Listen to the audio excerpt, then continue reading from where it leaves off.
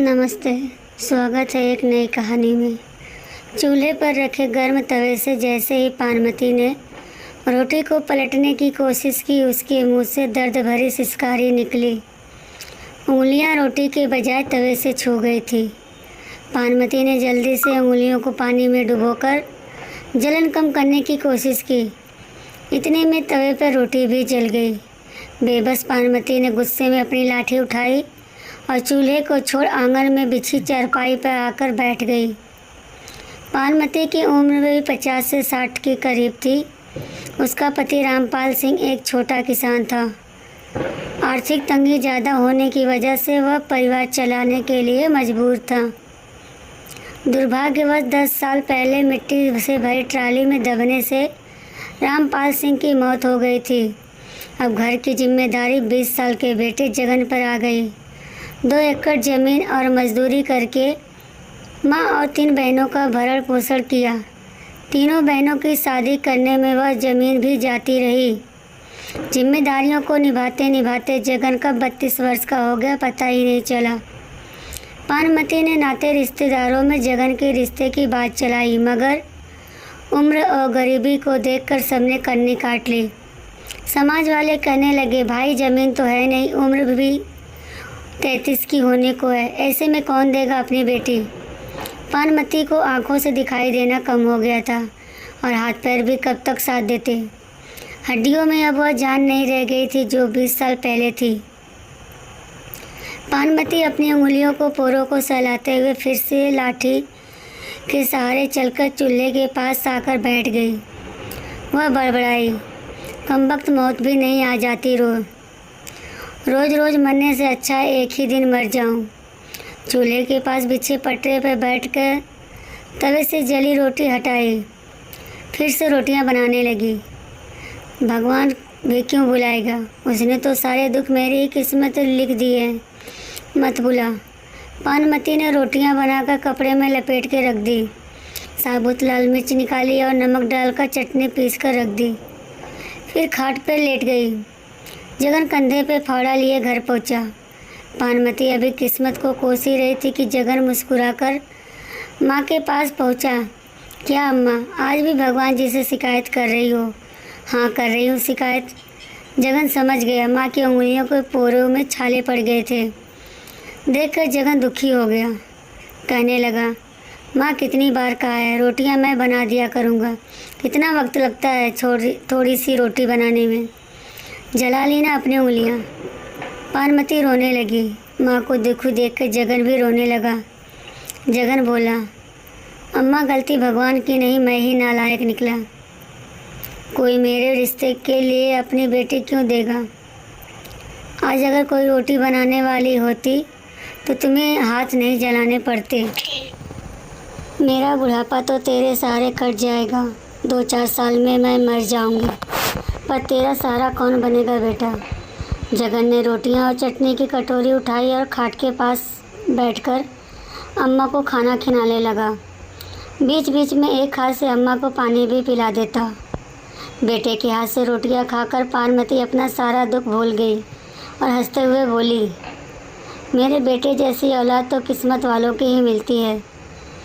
चटनी रोटी खाकर जगन फावड़ा लेकर काम पर निकल गया। पानमती ने रोज़ की तरह अपनी लाठी उठाई और घर से बाहर निकली। कुछ दूरी पर नीम का बड़ा सा पेड़ था।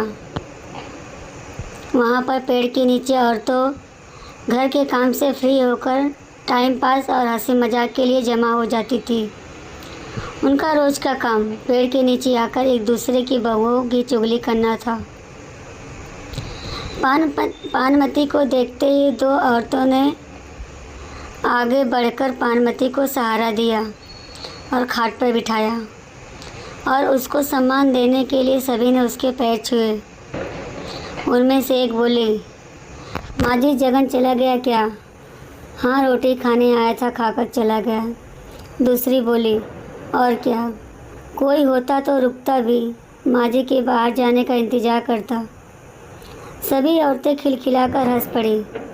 पानमती ने बुरा नहीं माना। वह जानती थी जैसी भी है औरतें ख़राब नहीं हैं, साफ दिल की हैं। तभी तो उस जैसी गरीब बेबस को इज्जत देती हैं। औरतों ने पानमती को चुप देखकर बात शुरू की। माँ जी, रोटी बेलने वाली चाहिए एक। किसी रिश्तेदार से कहिए रिश्ते के लिए, कोई गरीब ही हो तो भी चलेगी। सबसे बोल लिया। पानमती ने बात अधूरी छोड़ दी। माँ जी, आपका बेटा श्रवण कुमार है, इतनी उम्र हो गई है, कभी किसी की बहू बेटी को नज़र उठाकर नहीं देखा। अपने मोहल्ले में उस क्रांति के छोरे को देखो, कई बार तो मोहल्ले वालों से पूछ चुका है, 45 बरस का है। अपनी जात वालों ने नहीं दी तो कुजात वाली को ही अपने घर ले आया। सुना है अच्छी खासी कीमत देकर खरीदी है, बड़ी उम्र की लगती है, बाप ने ही बेच दी। तुमने कब देखी? कुएं से पानी भरने गई थी, रास्ते में देखा तो ढोल बजवाते हुए घर ले जा रहा था। अरे रघु ने ही तो जुगाड़ किया है गिरीश के लिए। चलो राम मिलाई जोड़ी बन गई। सभी खिलखिलाकर हंसने लगी। औरतों की बातें शरारती होने लगी। पानमती उठकर लाठी टेकते हुए घर आ गई। मन में बेचैनी हो रही थी। कुछ सोच विचार करने के बाद वह घर की कच्ची कोठरी में घुसी और खुरपी से एक कोने में खोदने लगी। करीब 1.5 हाथ नीचे गड्ढे से एक पोटली निकाली और गड्ढा भर दिया। पोटली को छप्पर में खोसकर वह खटिया पर लेट गई। जगन का काम से लौटकर आने का वक्त हो चुका था, मगर पानमती ने रात की रोटियां नहीं बनाई। जगन पहुंचा, फावड़ा कोने में रखा और चूल्हे को उदास देकर बोला, अम्मा आज रोटी नहीं बनाई क्या? पानमती उठी और वह पोटली लाकर जगन के हाथ में थमा दी। अम्मा यह क्या है? इसमें चांदी के जेवर हैं, मैंने बहू के लिए बचा कर रखे थे, इन्हें बेचकर बहू ले आ। जगन हंसते हुए बोला, अम्मा पगला गई हो क्या? बहू कोई बाजार में बिकती है जो ले आऊँ? हाँ बिकती है। उस पार मोहल्ले का गिरीश ले आया है, आज पैसा देकर तुम भी ले आओ। अम्मा गांव में थू थू हो जाएगी, नाते रिश्तेदार सब क्या कहेंगे? सब आना जाना बंद कर देंगे। क्यों होगी थू थू? इतनी ही चिंता है नाते रिश्तेदारों को तो क्यों नहीं करा देते तुम्हारा ब्याह? किसी ने पूछा है आज तक तुमसे? मरते मरते उंगलियां जलाऊं मैं? जीते जी सुख नहीं देखा। बिना पोता पोती का मुंह देखे मारना चाहता है मुझे। पानमती फफक कर रो पड़ी। अम्मा के आंसू जगन से देखे नहीं गए। रुआसी आवाज़ में बोला, अम्मा रो मत, तू जैसा कहेगी वैसा ही करूँगा। तेरे सिवाय मेरा है ही कौन इस दुनिया में? अब चुप हो जा। जगन की बात सुनकर पानमती के आंसू थम गए। वह ऐसे खुश हुई जैसे बेटे की सगाई पक्की हो गई हो, जैसे बहू आने ही वाली हो। पानमती की खुशियों को पंख लग गए। पूरी उमंग के साथ उठी और झटपट खाना बनाया। सुबह होते ही जगन साइकिल लेकर बाजार गया। वापस लौटकर उसने माँ के हाथ पर 13,000 रुपये रख दिए। पानमती ने पूछा, बस इतने ही? अम्मा चांदी का भाव ही क्या है? सुनार ने काट कर इतने ही दिए हैं, इतने में बहू कैसे आएगी? मैं क्या जानूँ, तुमने कहा तो बेच आया। अब मैं नहीं जानता, पानमती बोली। तू रघु से बात कर, कोई ना कोई रास्ता निकल आएगा। पानमती की आंखों में पनप रहे सपने मुरझाने लगे। गरीबी की खाई में उसकी हसरतें फिसलती और मरती रही। गरीबी ना होती तो जगन के पिता मिट्टी में दबकर क्यों मरते? जगन अपनी उम्मीदों को दफन क्यों करता? झोपड़ी में मायूसी ना होती। दादी कहने वाली तोतली आवाज़ गूंजती। गरीबी ने सब उम्मीदें ख़त्म कर दी थी। गरीबी एक बार फिर सपने के आकार लेने से पहले ही रोड़ा बन गई। जगन खुद की किस्मत को कोस रहा था। अम्मा को बुढ़ापे में सुख ना दे सका। 13,000 में भैंस नहीं आती, बहू कहाँ से आएगी? उम्मीद तो नहीं थी, लेकिन अम्मा की जिद की खातिर जगन रघु के घर पहुंचा। कुंडी खटखटाई। रघु लंगड़ाते हुए बाहर निकला और पूछने लगा, जगन तुम यहाँ कैसे? बस ऐसे ही भैया। आओ बैठो। काफ़ी देर तक इधर उधर की बातें करने के बाद भी जगन के मुंह से असली बात नहीं निकली। रघु ने मसला भांप लिया। बोला, जगन तुम्हारे ब्याह का क्या हुआ? कुछ बात बनी? नहीं भैया, इसी आज से आपके पास आया हूँ। आज से मतलब? भैया जैसे गिरीश को औरत दिलाई वैसे मुझ पर भी मेहरबानी कर देते। रघु को झटका लगा। वह गुस्से में बोला, जगन तुम क्या समझते हो मुझे? मैं औरतों की दलाली करता हूँ क्या? अरे नहीं भैया, मुझ पर यह पाप ना चढ़ाओ। किसी का घर बसाना पुण्य का काम है। स्वार्थ की दुनिया में आप भगवान से कम नहीं हैं। भगवान से तुलना होते ही रघु का गुस्सा हवा हो गया। वह गर्व के साथ बोला, वह सब ठीक है जगन, पर कोई बाप अपनी बेटी यूं ही नहीं देता। उसकी 10 मजबूरी और बेबसी होती है। उसके बदले पैसे लेता है। कितने पैसे लेगा भैया? अब यह वही बता सकता है कितने लेगा, 40,000 या 50,000। भैया मेरे पास इतने पैसे कहाँ हैं? सोचा था तुम्हारी कृपा से घर बच जाएगा। कितने हैं तुम्हारे पास? मेरी हालत आपसे छुपी थोड़े ही है। 10,000 हैं। देखो जगन, अम्मा के बुढ़ापे की खातिर मैं किराए विराया का खर्चा छोड़ भी दो तो भी 25,000 से कम बात नहीं बनेगी। सोच लो भैया, अम्मा की खातिर ही तो बहू चाहिए। मरते मरते अच्छे दिन देख ले। रघु कुछ देर मौन रहने के बाद सोचकर बोला, अम्मा की खुशी की बात है तो एक काम कर सकता हूँ। ज़िंदगी भर के लिए ना सही, कुछ सालों के लिए ख़रीद लो। 5 सालों के लिए उधार दिला दूँगा। अम्मा इससे ज़्यादा जिएगी नहीं। जगन को झटका लगा। कुछ साल के लिए? मैं तो जीवन भर किसी की बेटी को सम्मानपूर्वक जीवन देना चाहता हूँ। जगन चिंता में डूब गया। फैसला कठिन था। मन तो हुआ कि वह मना कर दे, मगर तभी अम्मा के चेहरे पर तैरती मुस्कान याद आ गई। भैया अगर मैं 5 साल बाद पूरा पैसा दे दूँ तो फिर तुम्हारी, अगर नहीं दे पाए तो वह रुकेगी नहीं। सोच लो। ठीक है भैया, पर अम्मा को मत बताना कि सिर्फ 5 साल के लिए है। दुखी हो जाएगी। बात पक्की हो गई। दूसरे दिन जगन ने 10,000 रघु को दिए। रघु वादे के मुताबिक 10 दिन बाद 30 साल की औरत अपने घर ले आया। खबर पाकर जगन अम्मा के साथ रघु के घर पहुंची।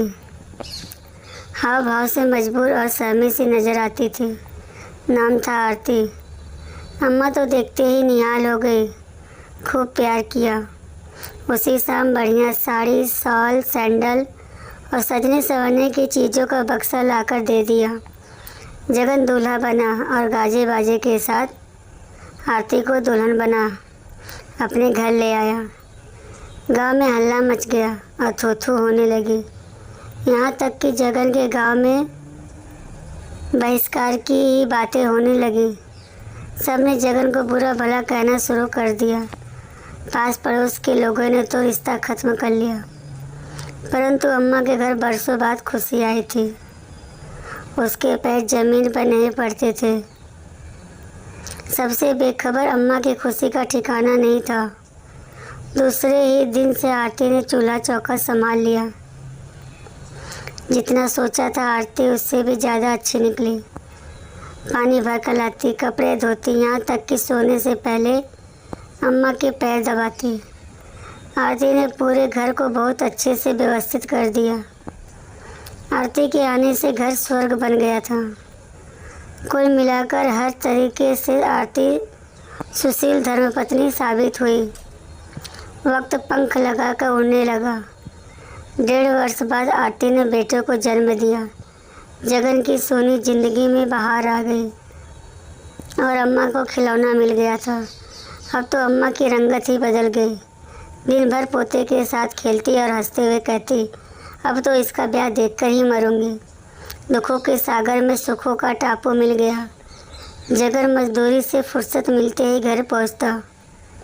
आरती कंधे से फावड़ा लेकर रख देती, पानी देती, प्यार से खाना खिलाती। जगन बुरे दिन भूल गया। आरती बोलती कम थी। बच्चे थे। बच्चे की उछल कूद ने घर को खुशियों का आंगन बना दिया था। घर में प्यार और सुख की महक बस गई। देखते ही देखते 4 साल बीत गए। आरती से बिछड़ने का साल शुरू हो गया। जगन उदास रहने लगा। खूब मेहनत करने के बाद भी वह चंद हजार रुपये नहीं जुटा सका। एक एक दिन बीत रहा था। मजदूरी से जो मिलता वह 4 सदस्यों का पेट पालने में ही खत्म हो जाता था। जैसे जैसे वक्त बीत रहा था, जगन की बेचैनी भी बढ़ रही थी। गांव भर में काम तलाश करता रहता। जी तोड़ मेहनत करने के कारण सूख कर काटा हो गया। शरीर जवाब दे रहा था। बीमार हुआ मगर काम पर जाता रहा। 10 महीने बीत गए। 2 महीने ही बचे थे। एक दिन अचानक आकर रघु सामने खड़ा हो गया और धमकी भरे अंदाज में बोला, जगन 2 महीने बचे हैं, पैसे देते हो या? जगन ने फावड़ा तान दिया और गुस्से में बिफर कर बोला, खबरदार जो ऐसी बात की। आरती मेरी ज़िंदगी है, मेरी सांस है, कोई अलग नहीं कर सकता। आइंदा ऐसी बात ना करना। रघु तो घुटा हुआ साथी था, कमज़ोर की नब्ज दबाना जानता था। गुस्से से बोला, जगन औकात में रहना, तुम जैसे 4 पति खड़े हो जाएंगे आरती के। उसका पिता और पूरी बेड़ियों की बिरादरी हंगामा कर देगी। जेल हो जाएगी तुम्हें बीवी के चक्कर में। अपने बेटे को भी खो दोगे। अम्मा जीते जी मर जाएगी। जगन उल्टे पाँव घर की ओर लौटा और रुपयों का बक्सा खोलकर रुपये गिने तो बहुत कम थे। अब रघु 35,000 मांगने लगा था। जगन फूट फूट कर रोने लगा। आवाज़ सुनकर अम्मा और आरती दौड़ी आई। पूछने लगी, क्या हुआ? जगन रोए जा रहा था।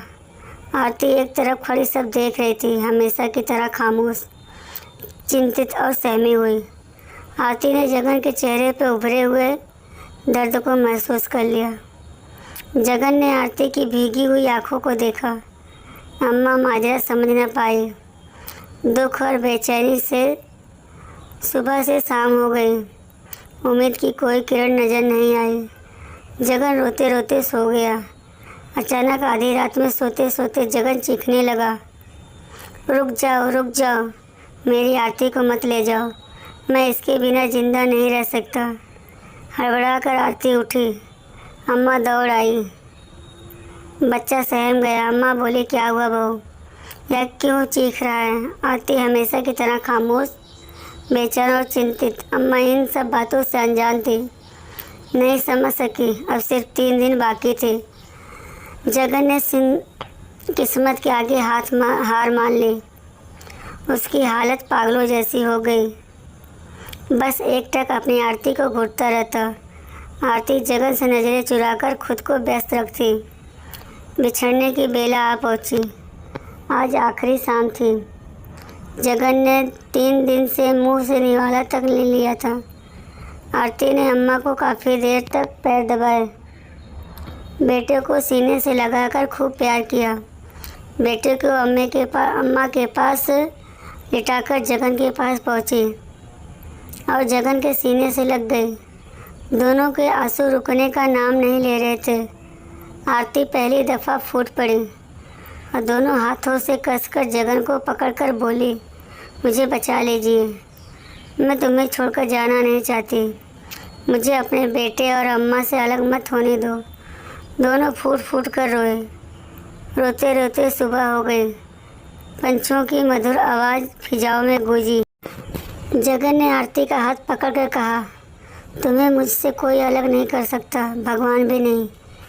इतना कहकर सुबह 4 बजे ही बाहर निकल गया। आरती की हालत बिल्कुल ऐसी सुहागन की थी जिसे कुछ देर में विधवा का आभास हो चुका था। उसे एहसास था कि शाम को किसी भी वक्त उसकी विदाई हो जाएगी और उसे जगन से अलग कर दिया जाएगा। दोपहर 2 बजे जगन मिठाई के डिब्बे के साथ घर लौटा और खुश होते हुए बोला, आरती अब यह उदासी छोड़ो। अब कोई तुम्हें मुझसे, मेरे बच्चे से अलग नहीं कर सकता। रघु के मुंह पर पूरी रकम मार कर आया हूँ। इतने पैसे कहाँ? अब कोई चिंता नहीं। खुद को 2 साल के लिए गिरवी रख दिया मैंने। ठाकुर के यहाँ 35,000 में 2 साल मजदूरी करूँगा, जगन ने खुश होते हुए बताया। आरती सिहर गई। यह तुमने क्या किया?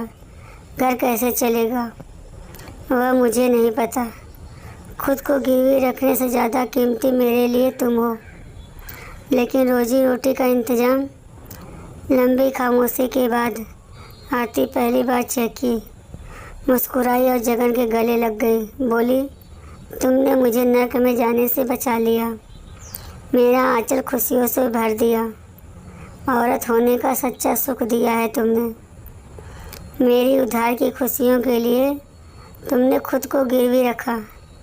अब तुम्हें मुक्ति दिलाने का हक मुझे दे दो। और आरती ने जगन का फावड़ा अपने कंधे पर रख लिया, घर की सारी जिम्मेदारी अपने कंधों पर ले ली और जगन खुशी खुशी ठाकुर के यहाँ नौकर का काम करने लगा।